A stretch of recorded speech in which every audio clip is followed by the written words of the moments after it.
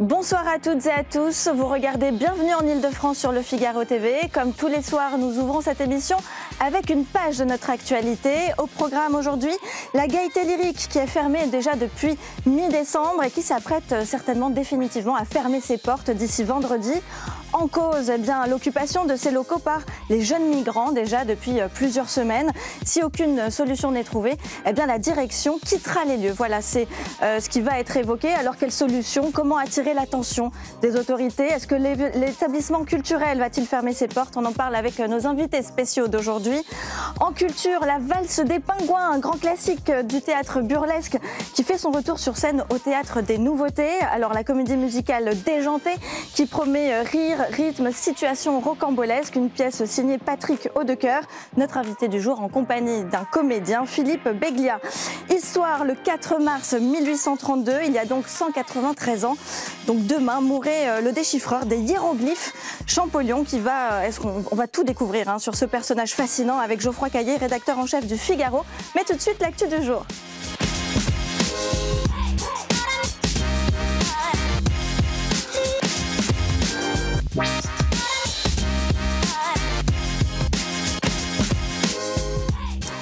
Alors depuis plusieurs mois, la Gaieté Lyrique est occupée par les jeunes migrants. Une situation explosive, une promiscuité insoutenable et des violences croissantes selon la direction de l'établissement. Avec nous pour en parler, j'accueille Aurélien Véron, élu au Conseil de Paris, groupe Changer Paris. Bonjour. Bonjour. Vanessa Hedberg qui est avec nous à distance, qui est avocate spécialisée en droit des étrangers. Bonjour Vanessa. Bonjour.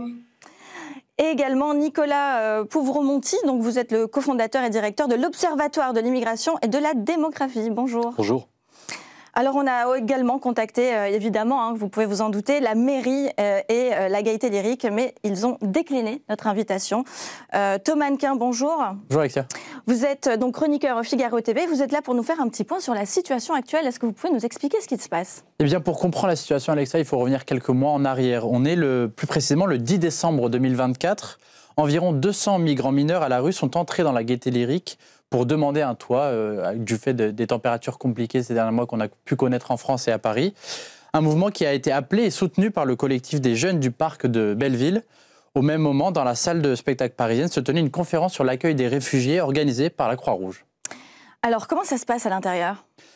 Eh bien, à l'intérieur, les salariés de la Gaieté Lyrique s'occupent de la sécurité. Ils sont une soixantaine de salariés. Concernant les migrants, au fil des mois, les chiffres ont augmenté. On parle maintenant d'environ 440 migrants dans les 600 mètres carrés de la salle. Les conditions de vie sont compliquées. Ils n'ont pas de douche et peu de toilettes. Mais surtout, la situation, elle devient intenable pour tout le monde, que ce soit les migrants et les salariés de la Gaieté. Alors justement, qu'est-ce que fait la ville et l'État ? Eh bien, très honnêtement, pour l'instant, pas grand-chose. Cela fait maintenant 80 jours que la Gaieté Lyrique est occupée et la situation n'est toujours pas réglée. D'un côté, la ville de Paris prend, disons, de la distance vis-à-vis de ce contexte. Elle a pris la décision de s'occuper du gardiennage. Vendredi, elle a déclaré prendre le relais des salariés en gérant, je cite, les activités de gardiennage et de sécurité, mais sans donner de date précise.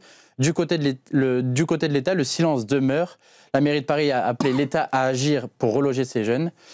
Mais ce qui est sûr, Alexia, c'est que cet événement va marquer la Gaieté Lyrique. Plus de 80 jours d'occupation, une programmation annulée, des salariés qui exercent leur droit de retrait et une direction qui est à bout de nerfs en ce moment. Merci beaucoup pour cet état des lieux de ce qui se passe actuellement. Aurélien, alors j'ai dit la Gaieté, mais c'est la Gaieté, pardonnez-moi. La Gaieté Lyrique mettra fin à sa gestion du site ce vendredi. C'est ce qui est en train de s'annoncer. Comment en est-on arrivé là ? Écoutez, la Gaieté Lyrique semble avoir été le point de fixation d'un phénomène qu'on connaît bien à Paris, mais qu'on connaît sur tout le territoire national, qui est la question des mineurs non accompagnés et ou des personnes qui se présentent comme mineurs non accompagnés, parce que dans la majeure partie des gens qui occupent actuellement la Gaieté Lyrique n'ont pas fait l'objet d'une évaluation à ce stade comme mineurs. De manière générale, on sait qu'au niveau national, il y a environ seulement un quart des personnes qui se présentent comme mineurs non accompagnés qui sont finalement évaluées comme mineurs. La vraie difficulté sur ce sujet, c'est qu'on parle clairement d'un enjeu de politique migratoire que l'État choisit de traiter depuis 10 ans comme un enjeu de politique sociale. D'où le fait que partout sur le territoire, ce soit les départements, et à Paris, donc la ville évidemment qui a ses compétences, qui soient chargés de l'accueil de ces mineurs non accompagnés dans le cadre de l'aide sociale à l'enfance quand ils sont reconnus mineurs non accompagnés. Donc voilà, il y a un phénomène de focalisation sur Paris qui est évidemment un pôle d'attractivité fort. Les capacités d'accueil de Paris et de l'Île-de-France sont déjà saturées. notamment par l'afflux migratoire. On sait qu'au niveau national, on a 40 à 60% des places d'hébergement d'urgence de l'État qui sont occupées par des immigrés en situation irrégulière. En Ile-de-France, cette part est encore plus forte. Donc finalement, ce qui arrive à la Gaîté Lyrique, c'est l'aval de tous ces phénomènes en entonnoir. Merci Nicolas. Alors Aurélien, vous pouvez rebondir également. Je trouve que c'est une histoire très triste. C'est une histoire très triste sur le plan social, 60 salariés qui vont être licenciés, financiers évidemment, mais aussi sur le plan humain. Parce que ces 400 migrants, au départ, on a parlé de 200, je crois qu'ils étaient assez nombreux, un peu plus nombreux que ça.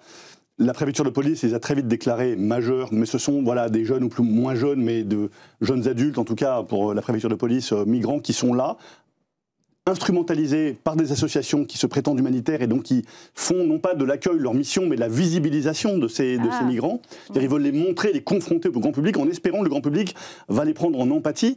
Et c'est vrai que ce sont des cas dramatiques. Si on les prend un par un, c'est sûrement des histoires terribles et des insertions compliquées. Ils n'ont sans doute pas de papier. Il n'y a pas de femmes, que des hommes, jeunes hommes. Et après, on a vu des associations d'extrême gauche venir leur souffler des slogans, et moi je les ai vus chanter pas de fachos dans nos quartiers, pas de quartier pour les fachos. Un migrant qui a traversé la Méditerranée dans une condition effroyable, qui arrive à Paris-Centre, qui squatte un bâtiment, qui commence à chanter ça, il est instrumentalisé, c'est pas lui qui l'a inventé. Et puis la mairie l'a instrumentalisé pour une dernière couche, pour pointer du doigt l'État dans ce rapport très brutal entre la majorité actuelle, bigarrée, aussi bigarrée soit-elle, et puis la mairie de Paris qui est très hostile à Emmanuel Macron et à tous ceux qui s'y associent.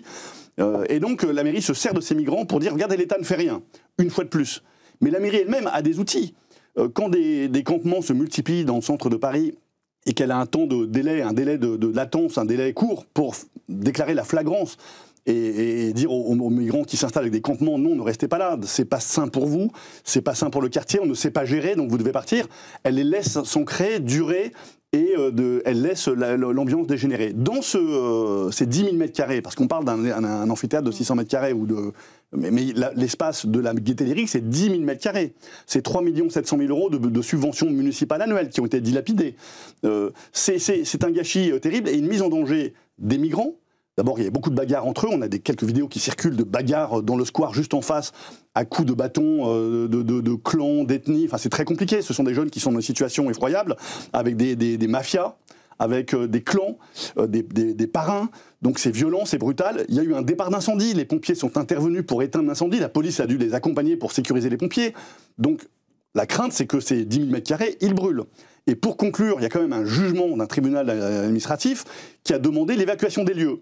Trouble à l'ordre public, menace pour l'environnement, et les riverains se sont plaints beaucoup des tensions qu'il y avait dans le quartier, menace pour eux-mêmes, risque sanitaire, mais menace d'incendie. Et effectivement, peu de temps après le jugement, l'incendie s'est déclaré. Qu'a fait la mairie ? Elle a refusé d'appliquer le jugement. Donc la mairie est vraiment dans l'instrumentalisation triste et pathétique de cette misère humaine, sans avoir aucune solution. Elle pourrait en avoir d'ailleurs, mais elle préfère ne pas les dévoiler. On va en parler. Et parce qu'elle s'appuie vraiment sur ce conflit entre la justice, l'État et la mairie, qui se prétend sauveur, le chevalier blanc des migrants. Mais les migrants s'accumulent à Paris-Centre, dans une détresse effroyable. Les riverains souffrent, les femmes, d'ailleurs il y a du harcèlement de rue et il y a des vrais problèmes de culture. Et en tout cas, ce n'est pas soluble en l'État.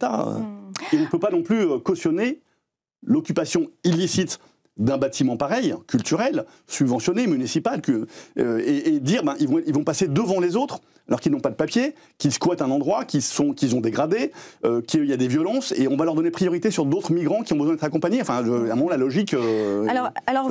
Exact. Vanessa, pourquoi déjà un tel comportement de la part des migrants qui sont quand même déjà pris en charge par les associations ? On peut quand même être étonné de ce type de comportement ? Oui, je peux comprendre votre réflexion, mais malheureusement, vous savez, on est face à des gens qui sont dans le désespoir le plus complet et une grande précarité. Aussi, je ne suis pas sûre qu'ils aient tout à fait une bonne lecture de ce qu'il se passe. Et souvent, les associations qui se font le relais de la voix de ces migrants sont finalement contre-productives et effectivement sont là finalement plus dans un but de marketing, de communication, que dans un but finalement de vraiment trouver de réelles solutions. Ici, juridiquement, ce qui pour moi pose problème au-delà de tout, et surtout au-delà de cette décision du tribunal administratif qui a ordonné l'expulsion pour des raisons de sécurité notamment, c'est qu'effectivement, parmi ces migrants, il y aurait des mineurs Et il y a, comme on vous le disait sur le plateau, des majeurs qui se prétendent mineurs. Donc, de ce fait, l'État est responsable, lui, des mineurs non accompagnés, des mineurs isolés, et la mairie de Paris est, elle, responsable des majeurs. Aussi, il va falloir déterminer qui est mineur, qui est majeur, avant de savoir quelle est la bonne procédure à appliquer. Donc c'est, à mon sens, ce qui, ici, fait prendre du retard face à la décision du tribunal administratif. Alors Nicolas, pourquoi est-ce que ce dispositif semble insuffisant? Pourquoi est-ce qu'il est saturé, défaillant? Qu'est-ce qui se passe? Pourquoi on n'arrive pas à maîtriser la situation? Écoutez, il y a un enjeu volumétrique, c'est-à-dire qu'il y a une forte poussée des flux migratoires depuis 2 décennies maintenant. Paris, mais comme toutes les métropoles européennes, est à l'avant-garde de l'attractivité dans ces phénomènes-là. Alors, on parle de canaux différents. Pour ce qui est des mineurs non accompagnés, au niveau national, il y a aujourd'hui 45 000 personnes qui sont prises en charge comme mineurs non accompagnés, mais à côté de ça, il y a effectivement toutes les personnes qui prétendent à ce statut de minorité. Lorsque ces personnes font l'objet d'une procédure d'évaluation, soit elles sont reconnues mineures et là elles sont prises en charge par l'aide sociale à l'enfance avec les dispositifs classiques de l'ASE. Au niveau national, c'est environ 20% des mineurs placés à l'ASE qui sont des mineurs étrangers non accompagnés. Et quand elles ne sont pas reconnues comme mineures, alors il y a différents champs qui s'ouvrent, mais le statut immédiat, c'est celui de la présence irrégulière. Et là, finalement, l'entrée et la procédure de mineurs non accompagnés, quand elle aboutit à une non-reconnaissance de minorité, fait basculer ces gens dans la masse de l'immigration irrégulière, qui est elle aussi en forte croissance. Sur une période de 20 ans, le nombre de bénéficiaires de l'AME, qui est l'indicateur qu'on utilise pour approcher la dynamique globale de l'immigration clandestine, a triplé, ce qui indique que voilà, c'est une poussée globale dont le facteur MNA ou le facteur de la procédure MNA peut être une sorte d'antichambre finalement. Aurélien, la mairie de Paris avait annoncé vouloir trouver des solutions, mais pour l'instant il n'en est rien. Avant d'occuper la Gaîté Lyrique, ces fameux migrants avaient déjà occupé la mairie du 20e, ils en avaient été chassés. Mairie de gauche, ils avaient occupé le 104, il me semble, espace culturel, ils en avaient été chassés. Donc finalement, ils se rabattent sur le centre qu'on force un peu à les laisser là végéter. Et en fait, la situation se dégrade terriblement. Un départ d'incendie, 3 toilettes pour 400 personnes, pas de douche. Ouais. Et donc la mairie les pousse vers les arrondissements de droite, dans un jeu encore assez classique politique, c'est-à-dire qu'on prend les migrants, on va choisir un lycée désaffecté ou un lycée ou un gymnase dans l'ouest parisien bourgeois pour les mettre et pourrir un peu plus la situation. Mais c'est un jeu de billard terrible dans lequel la bille, ce sont des êtres humains qui sont en situation de grande précarité, dans l'illégalité ou pas, mais en tout cas en grande précarité, et soit on cherche une voie pour les intégrer, c'est-à-dire on cherche s'ils peuvent trouver un emploi, une qualification, un parcours scolaire rapide, apprendre le français et avoir un parcours d'intégration. Soit ils sont illicites et on n'en veut pas parce que pour multiples raisons, mais ça c'est un jeu politique, c'est pas un jeu municipal, et il y a l'expulsion qui se profile et qui est la seule réponse. Mais là on les laisse pourrir dans un endroit qui n'est pas du tout adapté et on se sert d'eux pour ça. Et pour montrer à la droite, regardez, on va vous les mettre chez vous parce que ça va bien vous ennuyer, c'est dramatique comme instrumentalité. Oui, Nicolas. Oui, il y avait eu, il y a de ça un an, une politique de désaturation de Paris. Alors, on avait beaucoup dit que ça avait été fait dans le cadre des Jeux Olympiques. L'État avait ouvert dans chaque grande région métropolitaine, à l'exception des Hauts-de-France et de la Corse, des plateformes d'accueil et d'orientation régionale qui visaient notamment à accueillir des migrants en provenance d'Île-de-France et de Paris. L'idée étant de les garder pour un maximum de 3 semaines et d'ensuite les orienter selon leur statut, c'est-à-dire demandeurs d'asile ou pas, etc. Il s'agit de voir si ce dispositif peut être pérennisé sur le long terme, mais on voit que ces tentatives de vider l'Île-de-France de ses difficultés pour mieux les répartir ailleurs ont eu quand même des résultats assez modérés, parce que il y a une partie d'entre eux qui ont demandé l'asile, donc là ils rentrent dans la procédure globale de demande d'asile. Une partie d'entre eux ont basculé vers l'hébergement d'urgence généraliste, qui est saturé partout, mais notamment en Île-de-France. Et une partie de ces migrants qu'on a déplacés en région sont revenus en Île-de-France. On estime que 15% des déplacés dans ces plateformes ont quitté les centres en question sans signaler où ils allaient. Et le tissu associatif à Paris est tel qu'ils y sont certainement revenus. Alors il y a une question d'urgence maintenant, puisqu'effectivement l'établissement sonne l'alerte en disant ça y est, on en a marre. Si d'ici vendredi il n'y a aucune solution, nous on jette l'éponge, on part, on quitte les lieux, on quitte l'établissement. Déjà, Vanessa, question justement sur les autorités, est-ce qu'elles ont une obligation légale de reloger ces jeunes avant vendredi ? Évidemment, bien sûr, c'est tout le problème. C'est qu'effectivement, pour ces mineurs non accompagnés, l'État a l'obligation de les héberger. Donc c'est toute la difficulté, c'est que j'imagine que pour le moment, il n'y a pas les moyens matériels pour pouvoir héberger à nouveau ces mineurs non accompagnés, et que sans solution... Effectivement, sans solution matérielle, ça va être très compliqué.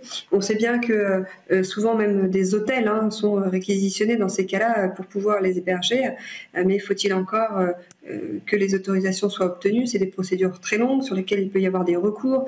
Donc là, dans l'urgence, je pense que l'État est un petit peu désemparé et malheureusement est sans solution. Je vous propose d'écouter justement Alassane, un migrant isolé venu de Guinée qui a parlé justement en images. Oui, nous sommes inquiets parce que l'Aziz a estimé que c'est illégitime d'occuper le lieu. Et la mairie, elle dit, elles ne vont pas, de toute façon, elles ne vont pas nous trouver une solution d'ici le 13 mars. Et là, ce que nous entendons, la préfecture peut enclencher l'expulsion, appeler la préfecture de police pour nous faire quitter ici. Donc ça se trouve dans un coin de notre tête. Mais le plus important, nous, on va être là, on va tenir le lieu calme. Même au-delà du 13 mars, on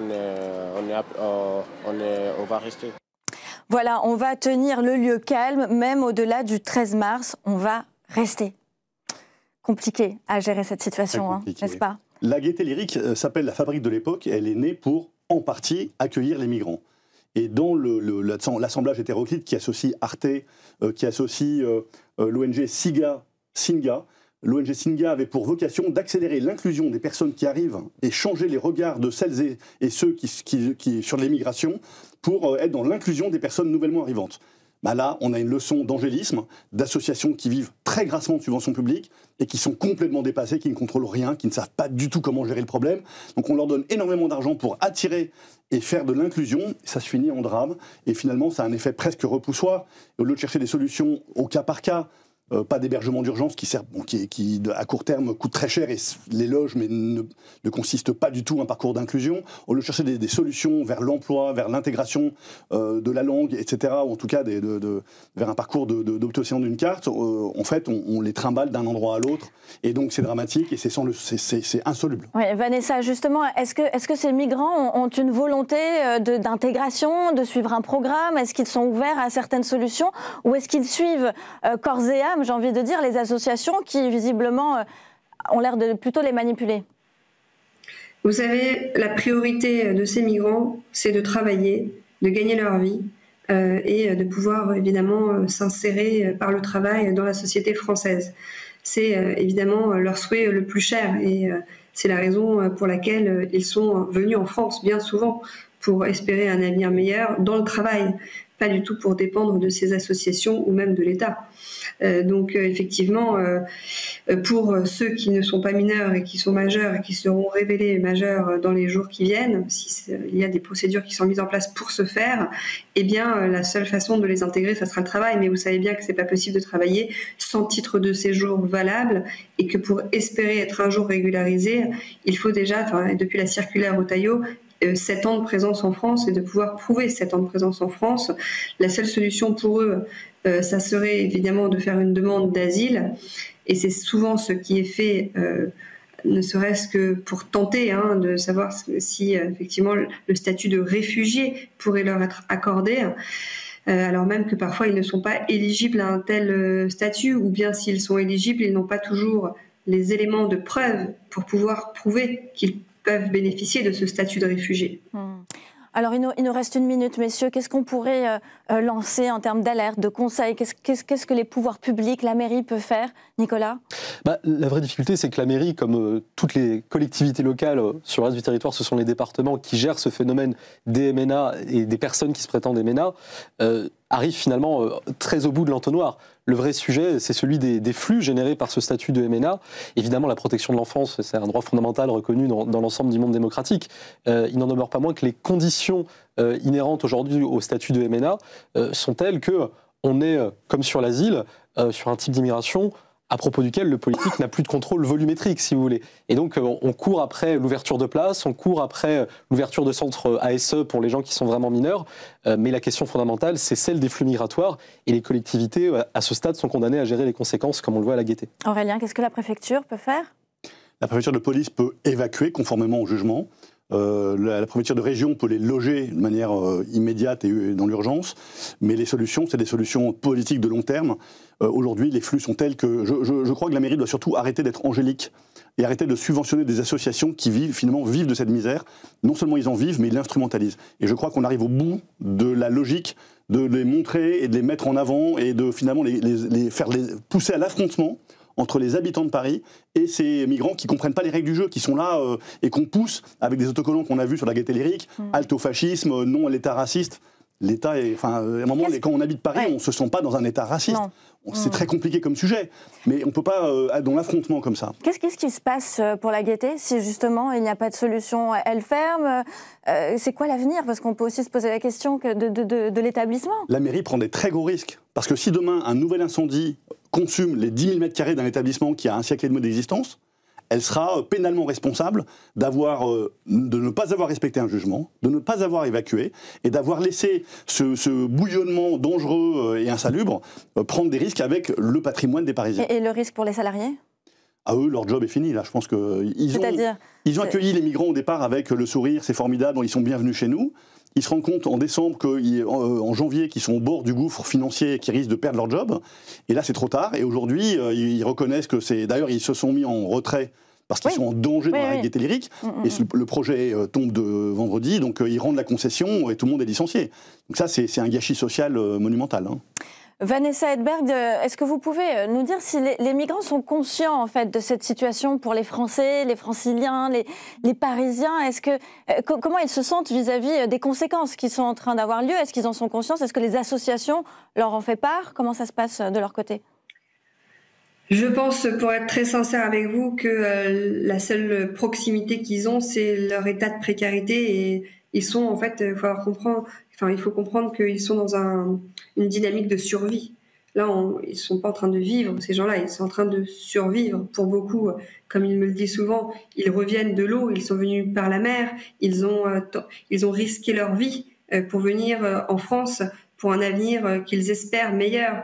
Et que là, je ne pense pas du tout qu'ils soient dans ces considérations politiques et matérielles. Je pense qu'ils ont une vision à très court terme de leurs conditions, et qu'ils espèrent tout simplement pouvoir être insérés d'une façon ou d'une autre. Donc peut-être, oui, dans un premier temps, être logés pour ensuite pouvoir tenter de trouver un travail et de continuer l'aventure en France, tout simplement.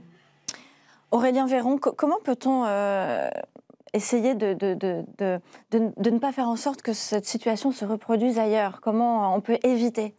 Et comme l'a dit en face de moi Nicolas, c'est un problème qui dépasse largement la France, qui est européen, de flux migratoires considérables. Et donc soit on est dans le rejet parce que ce sont des personnes sans papier, et dans ce cas c'est une politique de renvoi au pays qui est très compliquée, on l'a vu, soit c'est une politique du cas par cas, quelles sont les compétences, les qualifications, l'envie, la capacité de s'intégrer, et puis c'est un travail non pas de logement d'urgence, parce que ça ne sert pas à grand chose malheureusement, mais vraiment de parcours du futur citoyen, en tout cas de celui qui aura des papiers pour travailler. Et puis s'il reste 7, 8, 10 ans, peut-être après espérer avoir la nationalité française. Mais c'est un parcours de longue haleine qui passe par, en tout cas, de l'apprentissage de qualification pour être autonome financièrement. Et là, on est encore une fois dans l'esbrouf politique. Oui. C'est triste, parce que c'est pas ça qui va leur trouver un job. Non, justement, mais il peut y avoir des débordements. Il y a que les mafias qui tournent autour d'eux. Et voilà, il peut y avoir des débordements violents. Il y a eu des débordements. Il peut y en avoir encore. Que faire dans ce cas-là? Alors juste, attention, un point. Oui. Un point.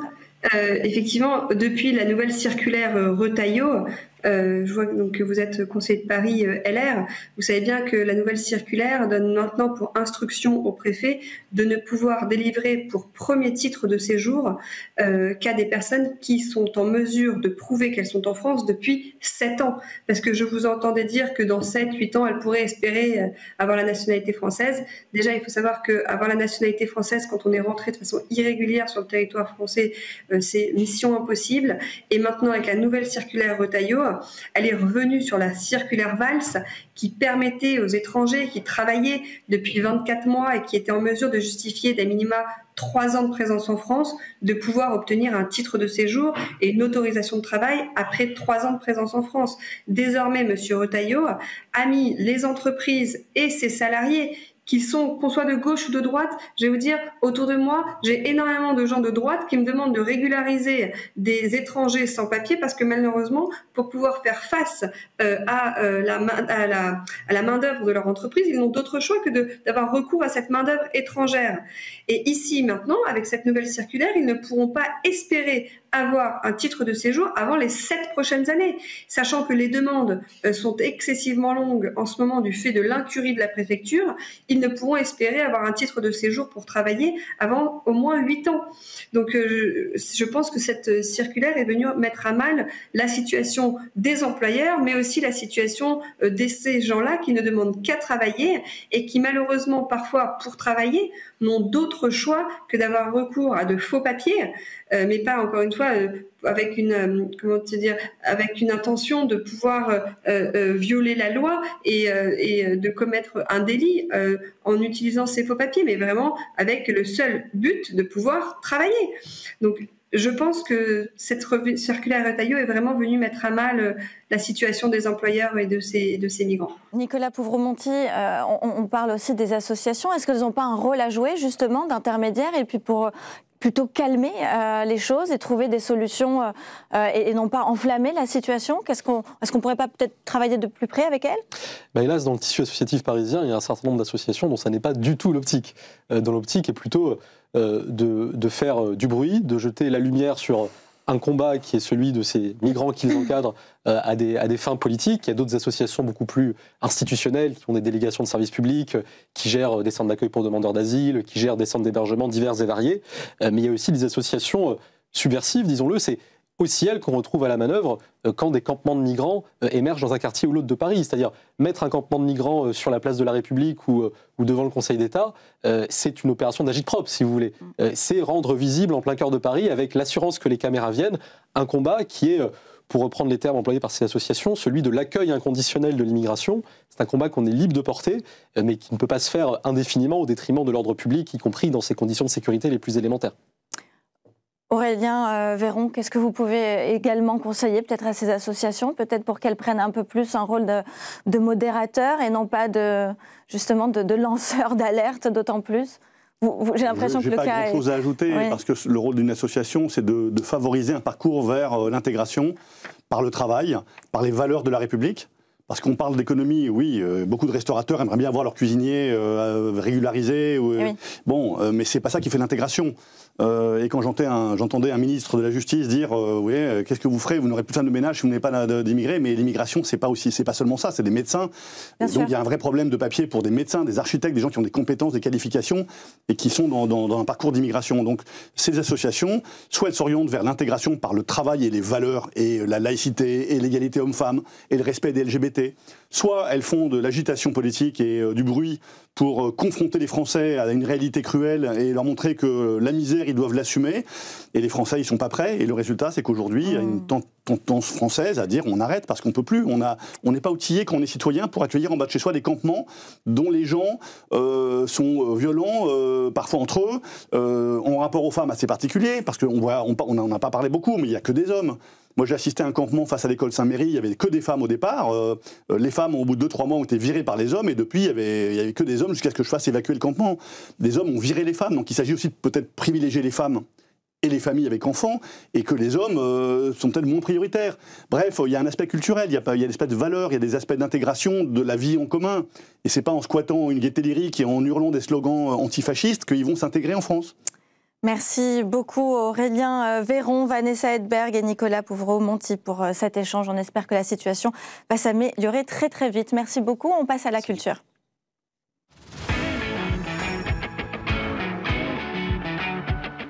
En ce moment, au Théâtre des Nouveautés, la comédie musicale La Valse des Pingouins, une comédie déjantée qui promet rire, rythme et situation rocambolesque, une pièce écrite et mise en scène par Patrick Audecoeur, notre invité du jour en compagnie du comédien Philippe Beglia. Bonjour messieurs. Bonjour. Alors Patrick, vous avez écrit et mis en scène La Valse des Pingouins, c'est donc l'histoire d'un chef d'entreprise qui ne recule devant rien pour décrocher un miraculeux investisseur, une clientèle assez prestigieuse et il faut tout faire pour le séduire. Il faut champagne, feu d'artifice, voilà, on met les petits plats dans les grands. Mettez les petits plats dans les grands.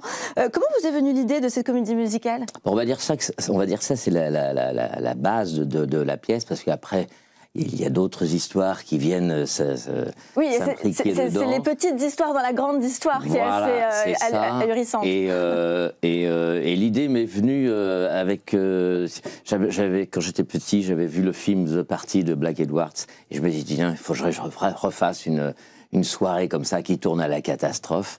Donc, mais je voulais la faire chez nous, quoi, en France, parce que The Party, c'était vraiment le côté cinéma américain. Et donc, moi, j'aime bien les années 50 par rapport à leur musique, à ce que ça évoque, le standing, les costumes, tout ça. Donc voilà, c'est parti un peu de là, tout simplement. Effectivement, on y voit dans votre pièce un groupe musical, on y voit un joli décor, on sent aussi que les costumes ont été bien préparés pour chaque personnage. Heureusement, la bonne taille. Ça c'est sûr. Fait sur mesure. Alors, surtout pour le gorille, on apprécie particulièrement. Philippe, vous interprétez l'un des personnages principaux, donc ce conte où il faut tout faire pour vous séduire, donc tout le monde y met du sien. Est-ce que vous pouvez nous parler un petit peu de votre rôle? Qu'est-ce qui vous a attiré dans ce rôle? Alors moi, d'abord, c'est moi l'investisseur, donc c'est pour ça qu'on invite et qu'on met les petits plats dans les grands en mon honneur, et j'arrive dans une bourgeoisie de province qui est un peu maladroite, etc., qui en font trop. Alors, ce qui m'a attiré dans le spectacle, c'est d'abord travailler avec Patrick, qui est quelqu'un que j'admire beaucoup, et qui est quand même un des seuls auteurs aujourd'hui qui fait des vrais spectacles de divertissement, avec beaucoup de monde, ce qui est vraiment à noter aujourd'hui. Nous sommes quand même 12 sur scène, oui, avec 3 musiciens en direct, et je rectifierai un petit peu que ce n'est pas une comédie musicale. Ah. C'est un théâtre musical, il y a de la musique dans la pièce, mais c'est une pièce de théâtre avec des chansons, des danses, mais ce n'est pas une comédie musicale, c'est vraiment un spectacle complet. Et c'est ça qui m'a aussi attiré, parce que moi j'ai fait aussi une formation de danse, lyrique, etc., que je n'avais pas trop mis en fait en exergue dans ma carrière, et là ça me donnait l'occasion de le faire. Et donc ce spectacle qui est vraiment un divertissement incroyable, je pense qu'aujourd'hui les gens ont besoin de rire, et c'est vraiment 1h30 de rire. Là on a fêté la 100e il y a 2 jours, et ça fait 100 fois que les gens éclatent de rire du début à la fin, et ça fait vraiment plaisir. Et quand on est sur scène, donner cette joie au public, c'est le plus beau des cadeaux. Alors je vous propose de regarder tout de suite la bande-annonce.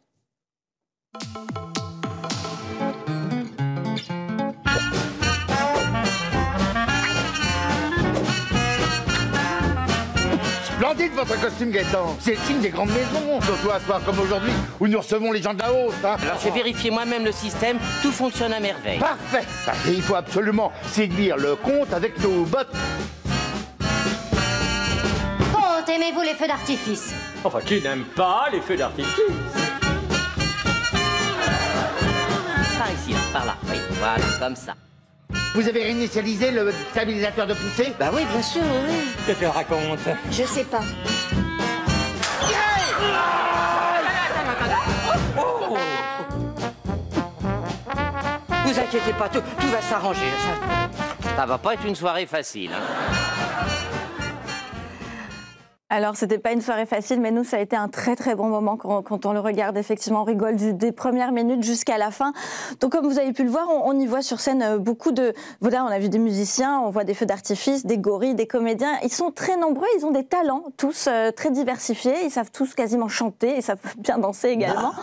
Comment ça s'est passé pour le casting, pour trouver autant de diversité Alors déjà, il y en a certains, dont Philippe, que je connais depuis la nuit des temps. D'accord, donc là c'était plutôt facile. Donc je garde un petit peu, votre clan.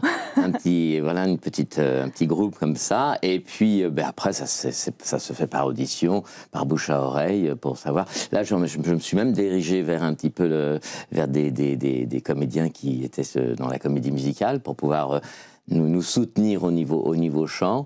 Il y a des claquettes aussi, un peu de magie, enfin bon, bref, voilà. Oui. Complet. Oui, tout à fait. Alors Philippe, est-ce que vous avez rencontré certains défis par rapport à je sais pas, la mise en scène ou le fait de... Parce que vous avez beaucoup d'émotions différentes dans cette pièce de théâtre. Il m'arrive beaucoup de choses. Il vous arrive beaucoup de choses. J'ai envie de dire que le sort s'acharne un petit peu sur vous. On peut le dire. On peut le dire. Est-ce que vous avez rencontré des challenges, des défis particuliers, je sais pas, par rapport à certaines scènes, certaines comédies, par exemple, je pense par rapport au bot, par exemple. Pas trop de cascade. Non, il n'y a pas trop de cascade. Mais c'est-à-dire que c'est vrai que c'est assez physique, parce qu'il y a quand même beaucoup de choses physiques. Mais non, sinon, la seule chose qui était un peu plus difficile, c'était la musique, parce que c'est pas trop notre univers. Et c'est vrai ce que disait Patrick, c'est bien qu'on soit aussi soutenu par des camarades qui sont vraiment dans la comédie musicale et qui nous ont aussi beaucoup soutenus. Mais je crois que c'était ça le défi. Après, physiquement, quand on joue au théâtre, c'est physique. Hein, on n'a pas la même mémoire, la mémoire du corps. Les comédiens n'ont pas forcément la mémoire du corps. C'était notre difficulté à nous.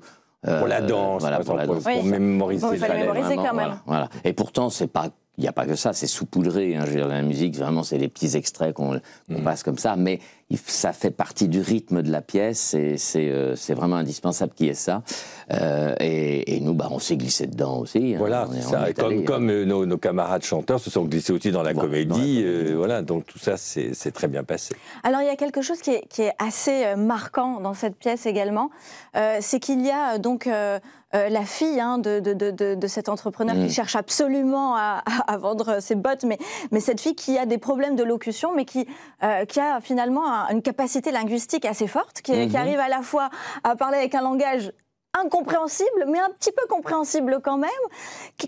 Comment vous avez fait? Vous avez créé ce langage, ou c'est elle qui fait de chaque pièce est unique? Comment ça se passe? Non, alors en fait, le texte est écrit, normalement, et moi ce que je demande, on l'a monté déjà il y a 17 ans cette pièce, donc c'était Sarah Giraudot qui jouait, et je demande à chaque fois à la comédienne de décrire son propre dialogue, son propre univers, mais que ça soit incompréhensible. En même temps, c'est compréhensible parce qu'elle met des intentions avec. Voilà.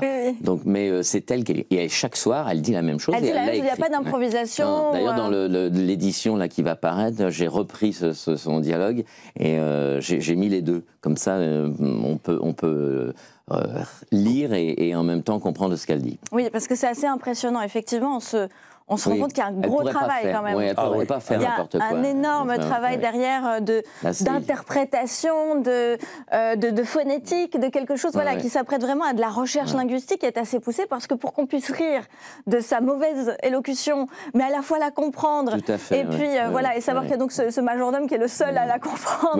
Oui, parce qu'il la connaît depuis qu'elle est toute petite, peut-être, certainement. On peut imaginer ça. Et donc là, c'est la comédienne Elisa Habibi qui a complètement réécrit tout le texte à sa façon. Mais il y a des mots qu'on comprend, et c'est ça qui est bien aussi, qui font avancer un petit peu la situation, et puis qui rajoutent au rire, quoi. Parce que... Alors, comment vous décririez l'ambiance qu'il peut y avoir, justement, parce qu'il y a toutes les générations, donc vous êtes 12, comme vous l'avez dit, avec certains, donc un passé plutôt de l'ordre de la comédie musicale, d'autres moins. Quelle est l'ambiance en backstage, dans les coulisses? L'ambiance.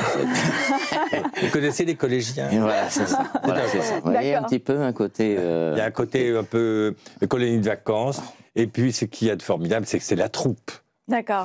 Moi, c'est ce que j'aime, et c'est ce que Patrick aime aussi dans tous ces espaces-là. C'est très choral, en fait, la pièce. Alors, bien sûr, on va avoir des rôles qui vont être peut-être un peu plus importants, mais en fait, c'est choral. Chacun a vraiment sa partition, et ça se ressent aussi en coulisses. Tout le monde est servi. Voilà. Tout le monde a de quoi s'amuser. On s'amuse comme...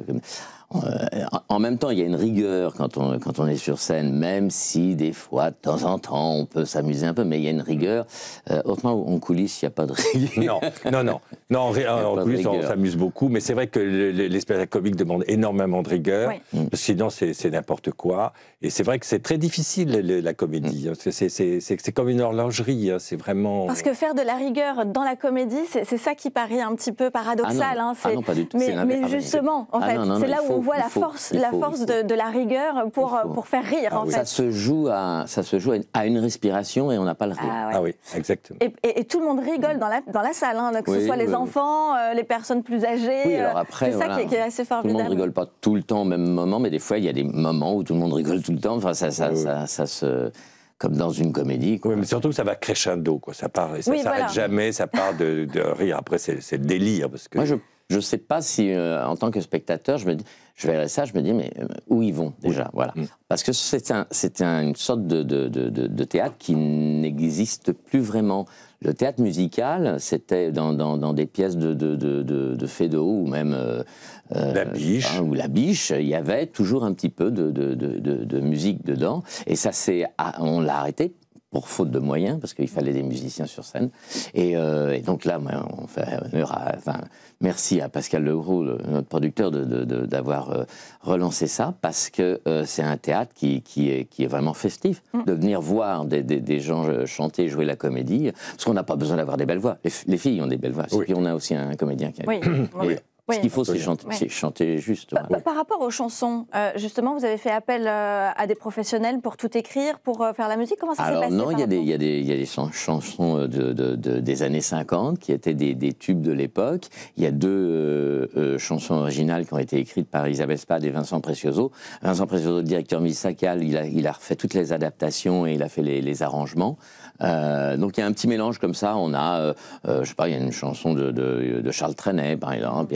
Il y a des chansons d'Aberville-Metz, qui était un auteur d'opérette. On fait un petit mélange comme ça, qui en fait, ça nous donne, c'est comme une Madeleine de Proust. On dit, on connaît ça, mais d'où ça vient, et hop, et ça nous remet dans cette ambiance des années 50.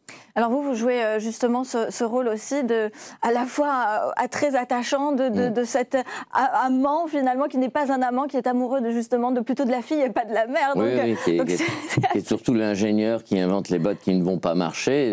Voilà, moi ce que je veux, c'est séduire aussi bien le père que la fille pour pouvoir essayer d'épouser la fille et la belle-mère s'en mêle aussi. Donc, en fait, il y a plein de...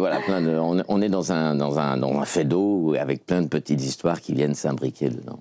Philippe, si je devais parler, non pas à Philippe, mais au conte, à ce rôle, qu'est-ce qu'il dirait ce conte, justement comment il s'appelle le conte déjà Le conte de la Garandière. Voilà, le conte de la Garandière. Jean-Patrick. Jean-Patrick. Qu'est-ce que Jean-Patrick pourrait dire aux téléspectateurs qui nous regardent pour motiver les personnes à venir voir la pièce de théâtre? Jean-Patrick dirait, écoutez, moi je suis quelqu'un de gâté dans la vie, je vis dans un château, j'ai du personnel, je m'amuse, etc. Mais vous qui êtes dans la vraie vie, qui souffrez, qui travaillez, qui étiez dans une ambiance vraiment cette époque un petit peu difficile, venez au Théâtre des Nouveautés, venez rire avec nous, vous verrez, vous ne serez pas déçus. Merci beaucoup Patrick. Pour le mot de la fin, on vous retrouve où, quand, à quelle heure, dites-nous tout. Alors, donc c'est au Théâtre des Nouveautés à 21h tous les soirs, et le samedi 16h et le dimanche 16h. 16h30 le samedi, dimanche 16h. Et le lundi, nous ne jouons pas. Non. Voilà. Un peu de repos pour les pingouins aussi. Voilà. En tout cas, j'ai passé un excellent moment. Je pense que vraiment tout le monde devrait voir cette pièce de théâtre qui est une vraie bouffée d'air, bouffée de bonheur. Merci infiniment, messieurs. Merci. On va passer à l'histoire. Merci.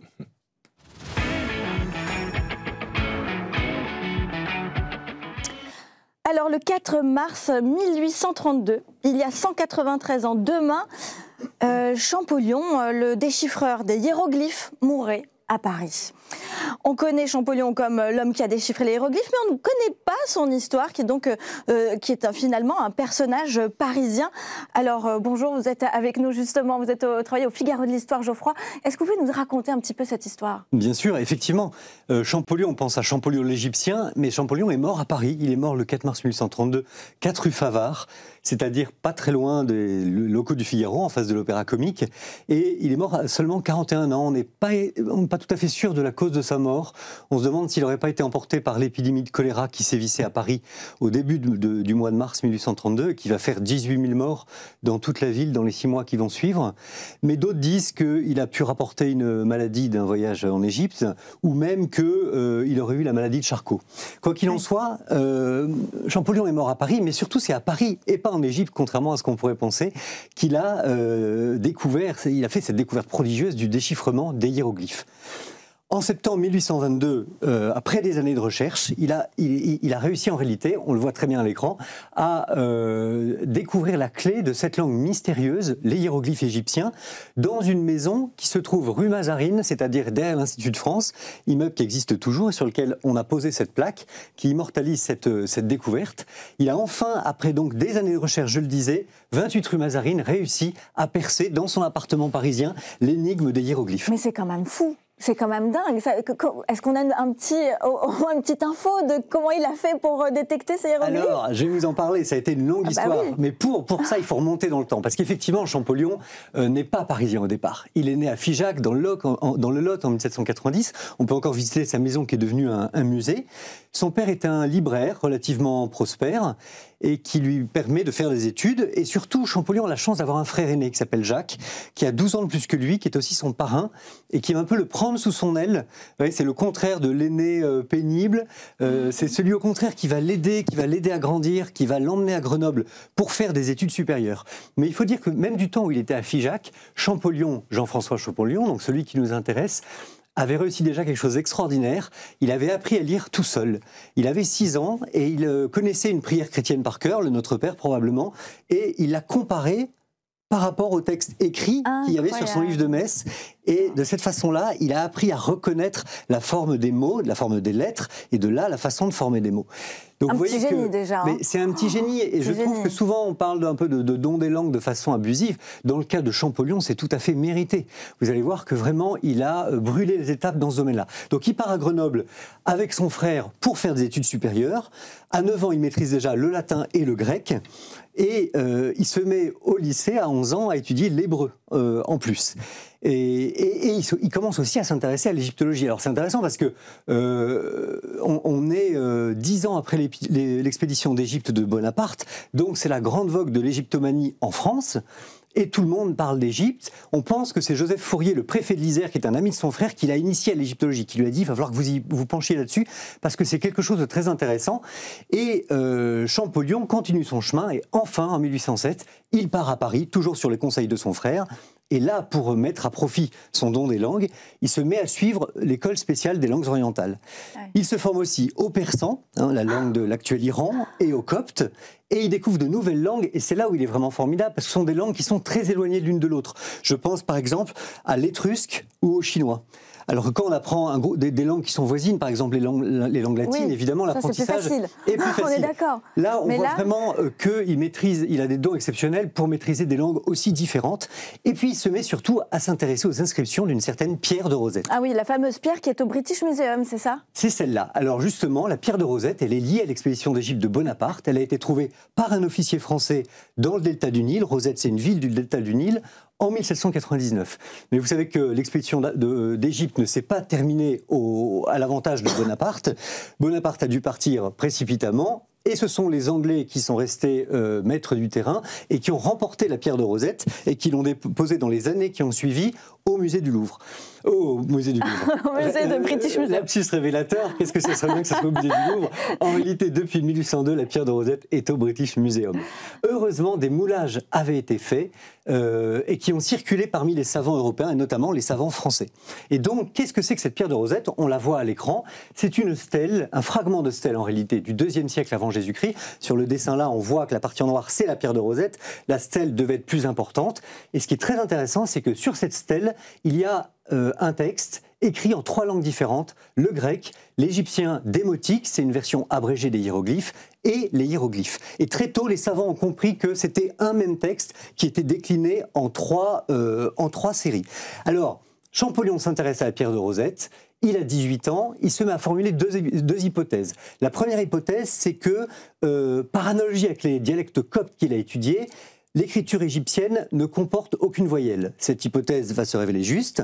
Et la deuxième hypothèse, 2 ans plus tard, en 1810, il arrive à l'idée que les hiéroglyphes sont en fait une double écriture qui contiennent à la fois des idéogrammes, comme le chinois, c'est-à-dire des formes, des signes qui contiennent une idée, et des phonogrammes, c'est-à-dire des signes qui expriment un son. Et il se dit, ce son, ça doit servir à transcrire les mots d'origine étrangère. C'est une avancée décisive dans le déchiffrement des hiéroglyphes. Alors, il va quand même lui falloir plus de 10 ans pour parvenir à les déchiffrer complètement. Alors, on peut s'imaginer que c'est beaucoup, mais dans l'histoire de la civilisation linguistique, j'ai envie de dire, c'est presque rien. Mais malgré tout, il lui faut quand même 10 ans. Pourquoi ce temps en particulier, précisément? Alors, il lui a fallu 10 ans parce qu'en fait, il manque d'argent pour vivre à Paris, pour continuer ses recherches in situ. Et donc, il repart à Grenoble pour enseigner.